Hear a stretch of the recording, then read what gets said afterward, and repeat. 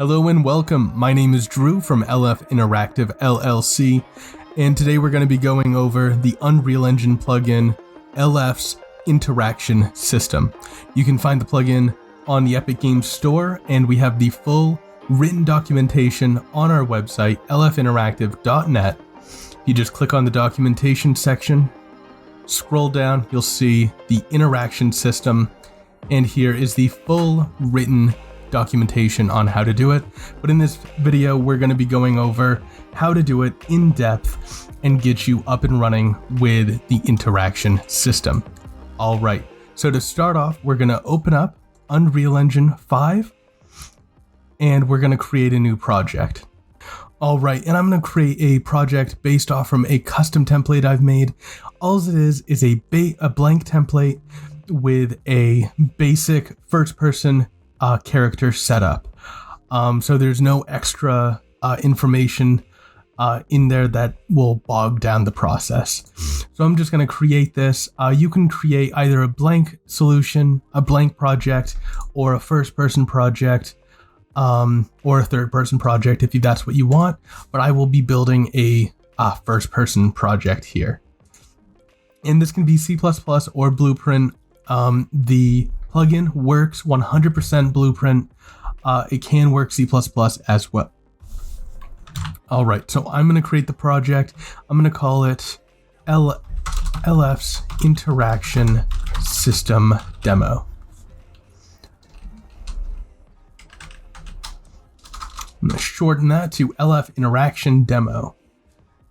And we're going to click Create. All right, and once the engine is up and running, here we're just in a demo environment. We will go up to the Edit, Plugins, and under Installed Plugins, we'll see LF Interaction System. And again, if you click here, you can be brought to the documentation on our website. But we're just going to click the little checkbox here and restart.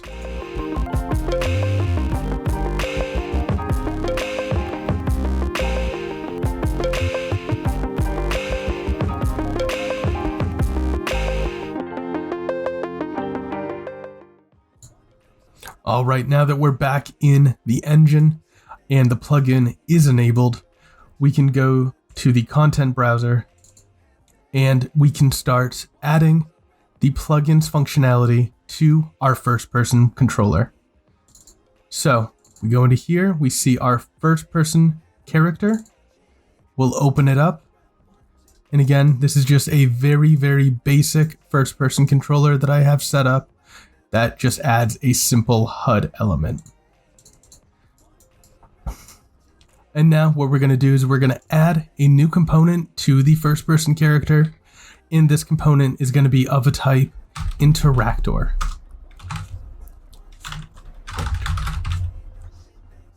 And there we go. And we'll put it right there. Now there are a few functions we need to set up inside of the interactor.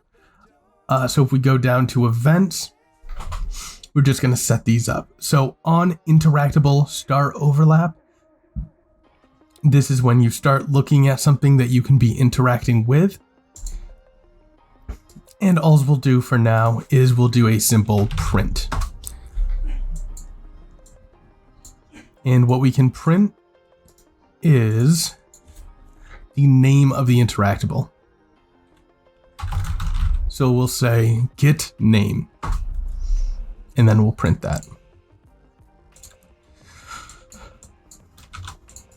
And we'll just format that. And now we can add on end overlap.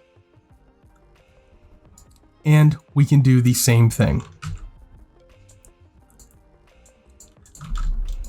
Later in the video, we'll set this up to work with a custom HUD, so it displays what we're looking at while we're looking at it. And last, we will add the onInteract function. This is when we actually interact with the component.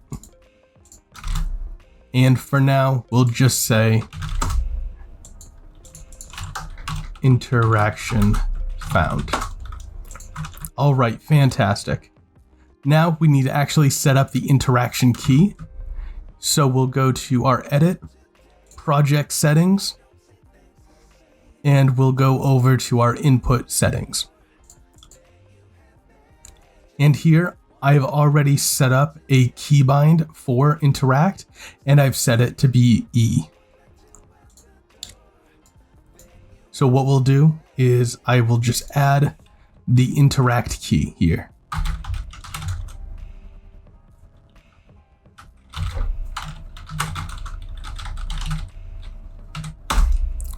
All right. And for now, we'll leave that as it is. Now we're going to go up to the begin play event, and we're going to add a function to it. So we're going to pull out from our interactor component, and we're going to say start checking for interaction. And this takes in the first person camera component. So we'll drag off and grab the camera component.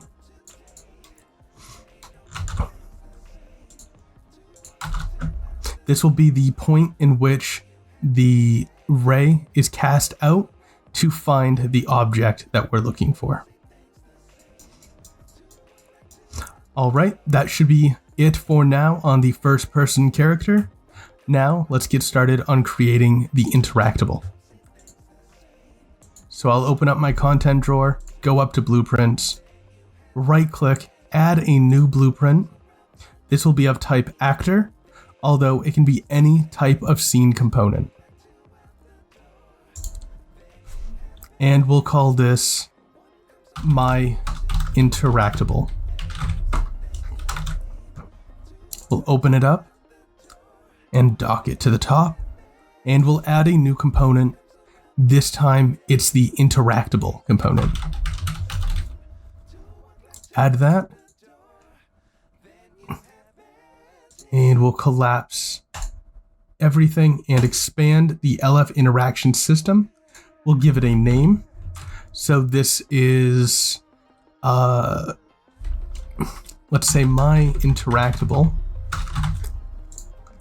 And then the interaction type. These are a set of basic interaction types. So we have interact, open, close, use, pickup, talk. If you want to add more interaction types, all you have to do is go to your content drawer, go to settings, click on show plugin content, and you may also have to say show engine content as well. And then we have the engine tab here. Under plugins, we need to find LF interactable system, interaction system. And there it is. We have the content here. You go into blueprints, we'll find interaction type. And in here, you can just add a new variable, and we'll call this test. And then in here, you'll see that test has now been added. Granted, I don't want test, so I will remove it. And we will continue with the default interactions. All right, now we have to get something to be able to see the interactable. In this case, I'm just going to add a basic cube object. This can be any type of static mesh, as long as it has collision. And now we can place the interactable into the world and try to interact with it. So I'll go to blueprints, my interactable, and I'll place it right there. Now if we go play, what you'll notice is in the top left, it said my interactable, but it's a little bit hard to tell what's actually going on. So let's go over here and let's actually say start interaction and end interaction. So it's a little bit easier to figure out what's going on. If I walk over to it, start interaction, as soon as I look away, end interaction. Now this is important so we can draw items to the screen or have UI elements show up based on what we're looking at. So we can do that now. I have my HUD component right here. And if we go into the content browser and actually view what the HUD component looks like, it is just a simple canvas with a dot in the center giving us a crosshair. And what we can do is we can add a text component to this. I'll put it right here. And we'll set the anchor to be the center of the viewport. And we can do that by clicking here and then moving just over to the right a bit. And as of the text, we will have that be the interaction type that we set up in here.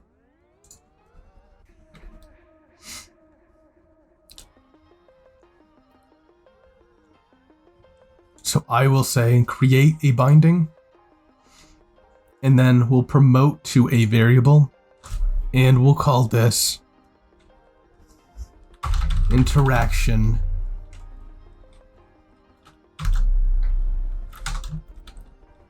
text, and we'll set it to be publicly available.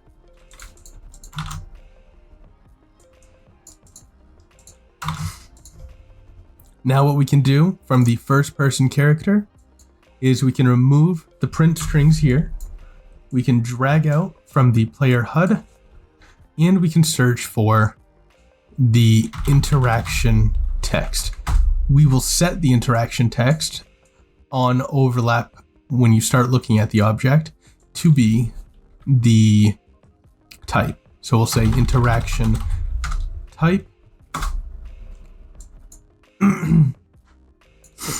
And we'll have to convert this to a string. So we'll say enum to string, and then pass it in, and it will convert it to a text. Now on end overlap, what we'll do is we'll pull out and we'll say set interaction text to nothing.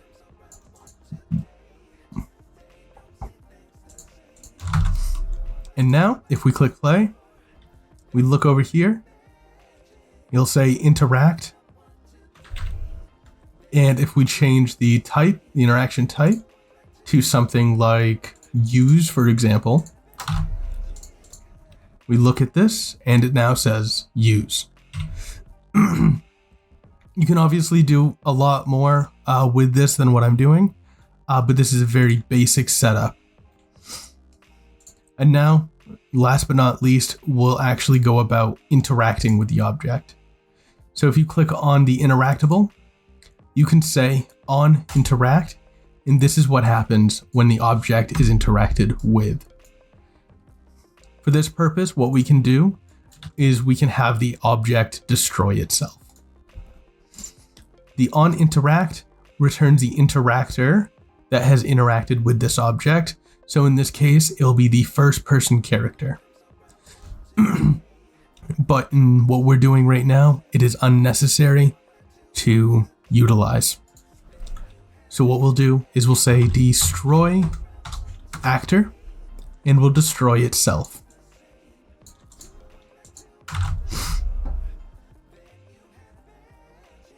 All right, then we'll go back to the first person character, and we'll pull off the interactor component and say call on interact. And now put that under the pressed, compile, save, and run.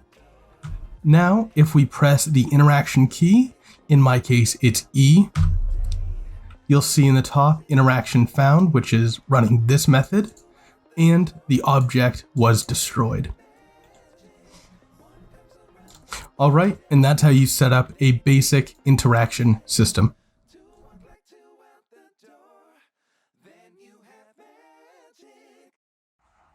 There's just one last thing I forgot to say, and that's if you want to add or modify the interaction range, you can do so by clicking on the interactor component on the first person character.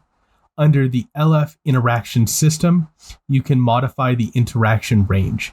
By default, it's set to 300 Unreal units, but if you find that that's too far away or too close, you can expand or reduce it. You can also modify the update interval. Currently, it's set to update every 0.2 seconds. Depending on your game, that may be too much or too little, so you can modify it there. And also, you can modify the should attempt to interact. So if your game is paused, you probably should disable this so it won't be trying to check for interactions when it doesn't need to be. Anyway, thank you very much for watching. My name is Drew. Goodbye.